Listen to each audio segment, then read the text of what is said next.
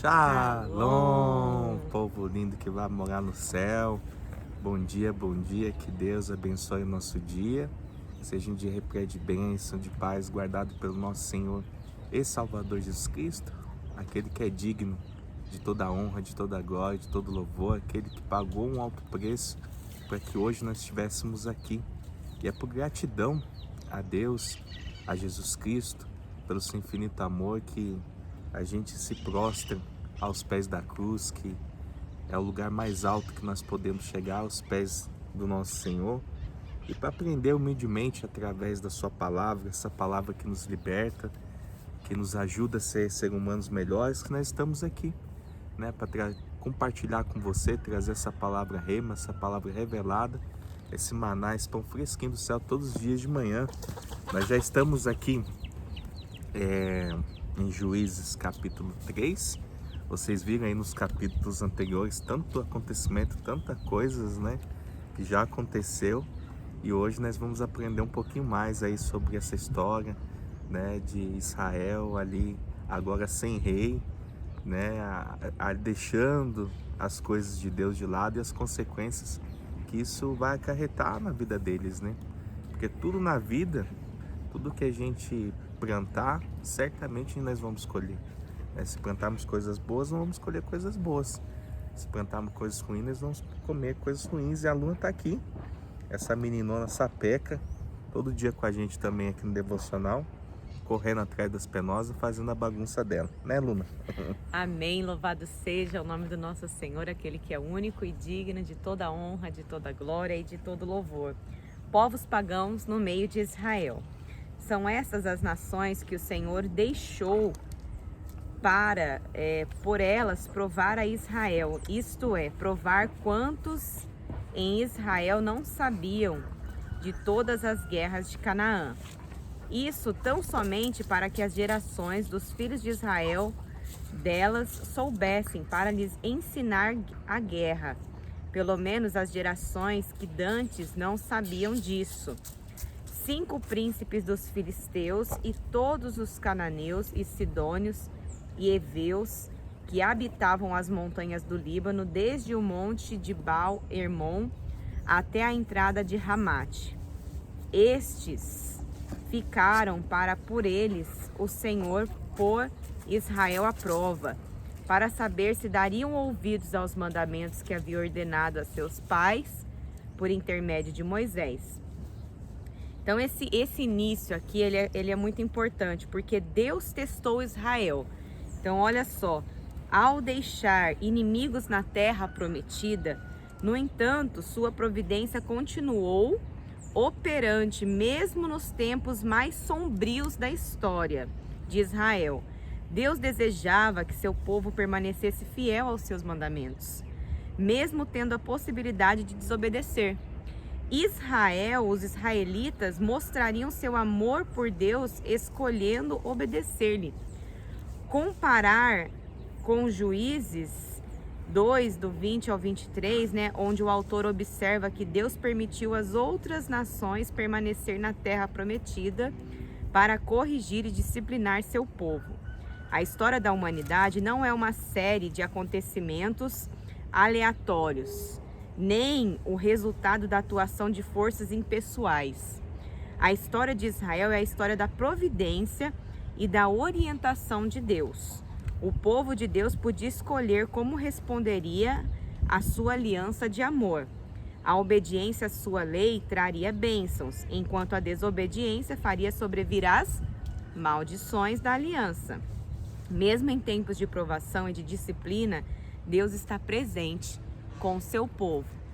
A gente vê aqui nesse contexto, como a Paula aqui bem disse e bem colocado, que Deus permitiu, né, que os cananeus, esse povo pagão, ficasse no meio do seu povo, a fim de testar a sua fidelidade.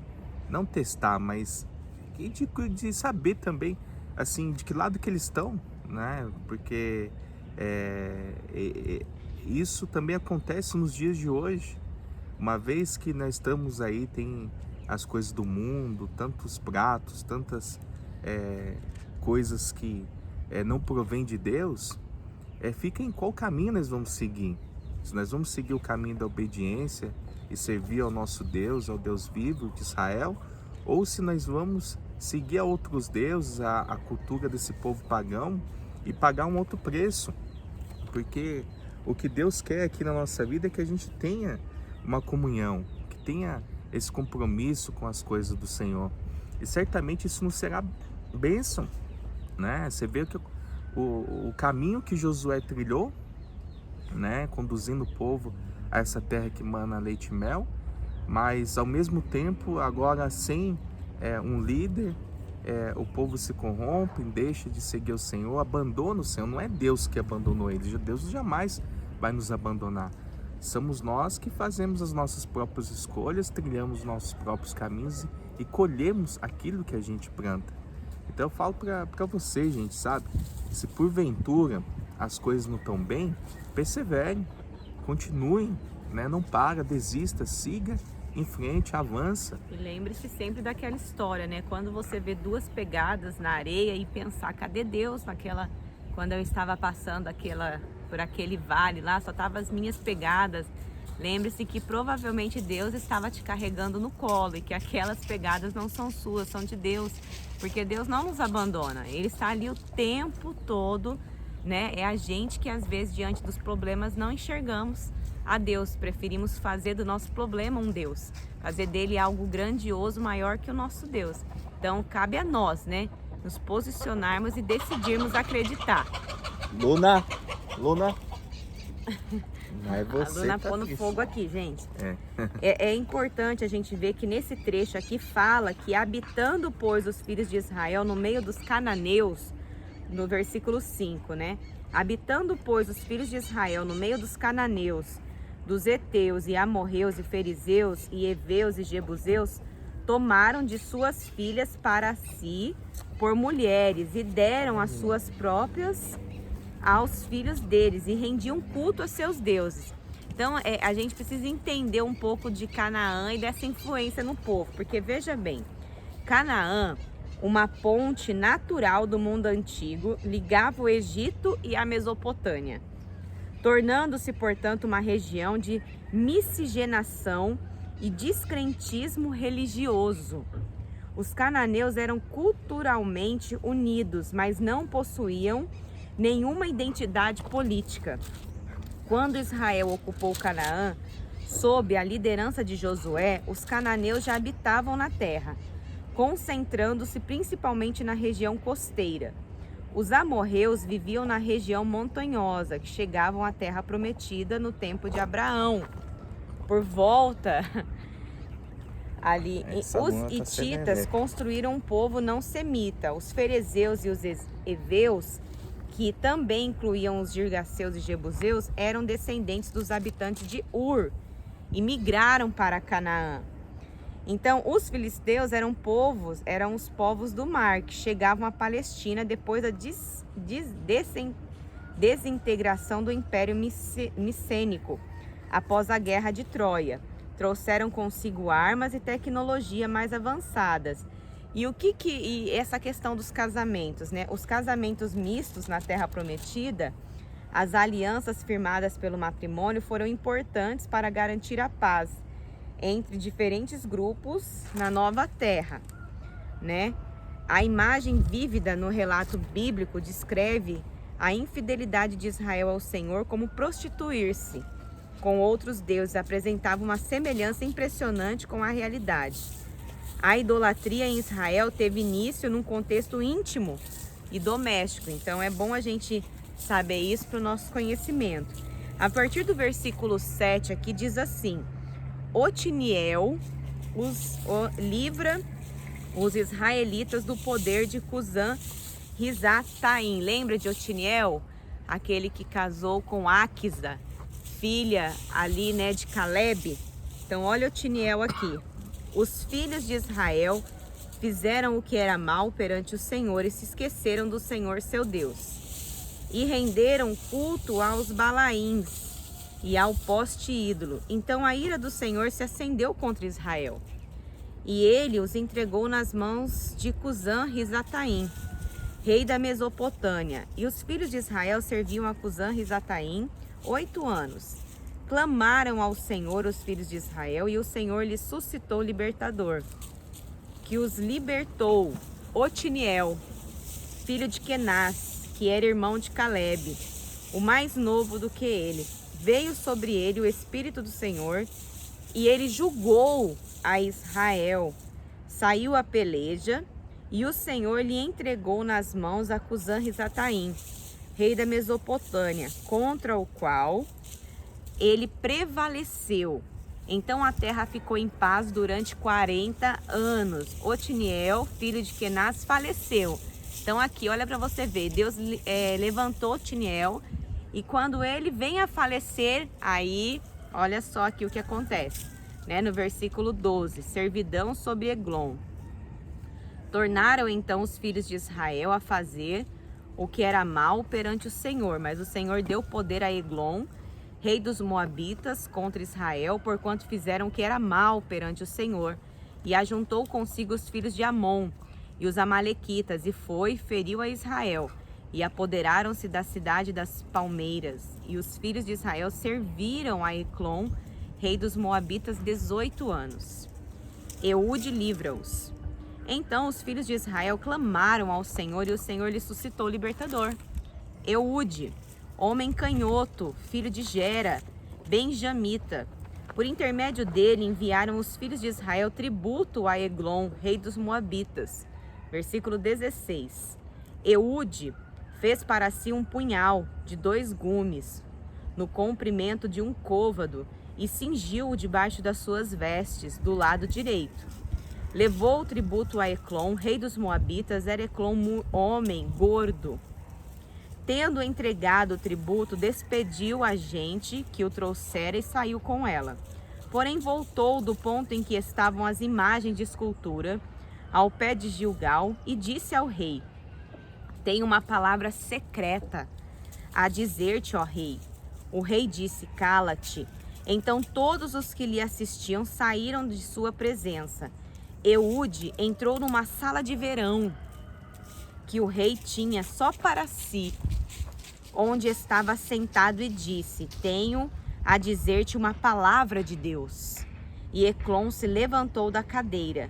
Então Eude, estendendo a mão esquerda, puxou seu punhal do lado direito e lhe o cravou no ventre, de tal maneira que entrou também o cabo com a lâmina, e porque não retirou do ventre, a gordura se fechou sobre ele. E Eude, saindo por um postigo, passou por um vestíbulo, depois de cerrar sobre ele as portas, trancando-as.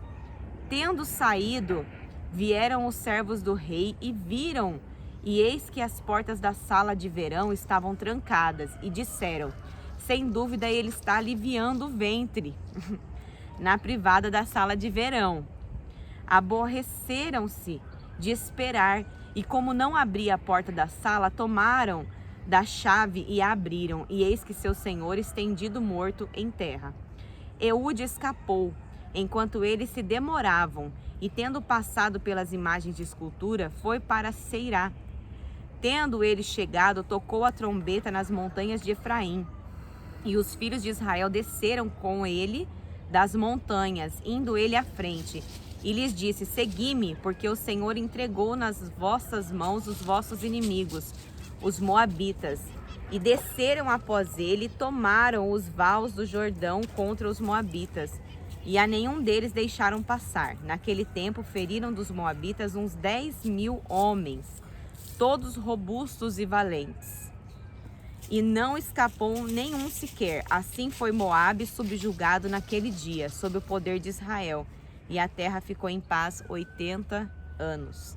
Depois dele foi Sangar, filho de Anate, que feriu 600 homens dos filisteus com uma aguilhada de bois, e também ele libertou a Israel. Então a gente vê aqui já nesse contexto do capítulo 3, que quando o povo cedia a esse povo pagão, eles vinham em que cilada que eles caíram, né? Eles abriam um precedente, a concessão ao pecado. Mas quando você resiste à tentação, ao pecado, você sobressai, você vê as bênçãos do Senhor sobre a sua vida.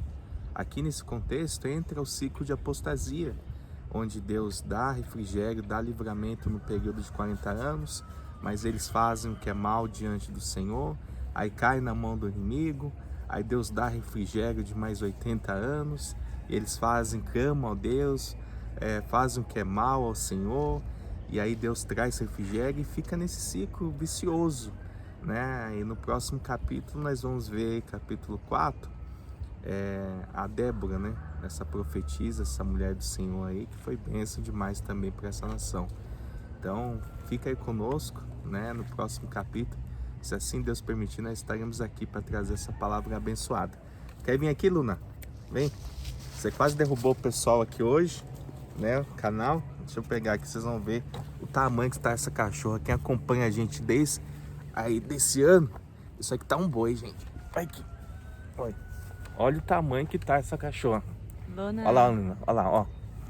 Olha aqui o tamanho do pastor. Ela e é um bebê só. Ó. Ela tem 6 meses, gente. Olha aqui. É de fevereiro. Ai, Jesus amado. Não consigo nem pegar no colo. Senta no colo, então. Olha lá, ó. Olha lá. Aqui, ó. Ó. Fala oi pro pessoal aqui, ó. Ó. Olha lá, ó. A Luna. Olha como tá grande. Sapeca. Ela tava aqui, gente, cavocando tudo, jogando terra na gente, correndo atrás das penosas. Né, Luna? Você é muito meninona, muito sapeca. Gente, Deus abençoe. Vamos orar em nome de Jesus. Ela fica muito feliz de ver a gente aqui fora, porque a outra que tá lá em casa, a Mimi, que é uma Cheetos, fica fazendo ciúmes pra ela. Aí quando a gente vem gravar aqui fora, ela faz uma festa, ó. Tá aqui, ó, cavocando, né? Tá toda feliz que eu dei moral pra ela aqui. Se der moral, meu, você não consegue gravar.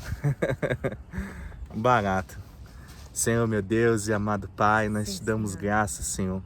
Nós te agradecemos, ó Deus, por essa rica oportunidade de mais um dia estarmos, Senhor, na tua santa presença, Deus.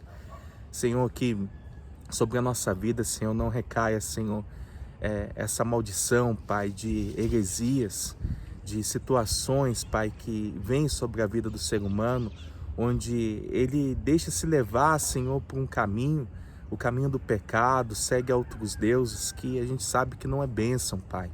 Que a gente possa, Senhor, se manter firme e fiel na tua presença, não somente hoje, mas todos os dias da nossa vida, Senhor.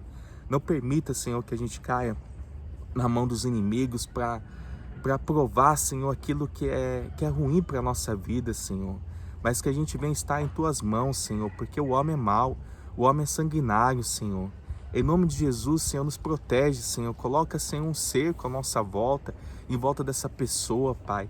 E que todo mal, toda inveja, toda situação contrária, meu Pai, que vier sobre a vida do teu filho e da tua descendência, será quebrada em nome do Senhor Jesus, Pai. Nos abençoa para que verdadeiramente a gente venha ser uma igreja fortificada, alicerçada na rocha que é Jesus Cristo, através da tua palavra, Senhor. Que a tua palavra, Senhor, venha permear em nossos corações todos os dias da nossa vida, porque isso vai nos fazer sobressair sobre o pecado, ó Deus. Em nome de Jesus, Pai, nós oramos pelas pessoas que estão enfermas, Pai, que estão passando por essa luta, Senhor, no físico, na alma, no espírito, ó Deus.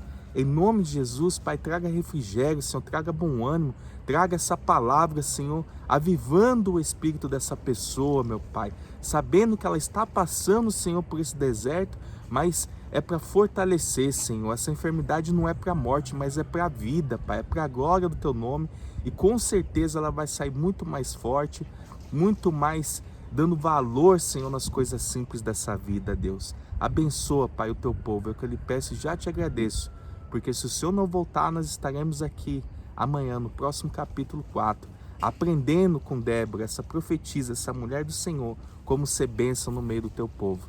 Assim nós oramos e te agradecemos, em nome de Jesus, amém, e graças a Deus. Lâmpada para os meus pés é a palavra do Senhor, e luz que clareia o nosso caminho. Que Deus abençoe. Shalom.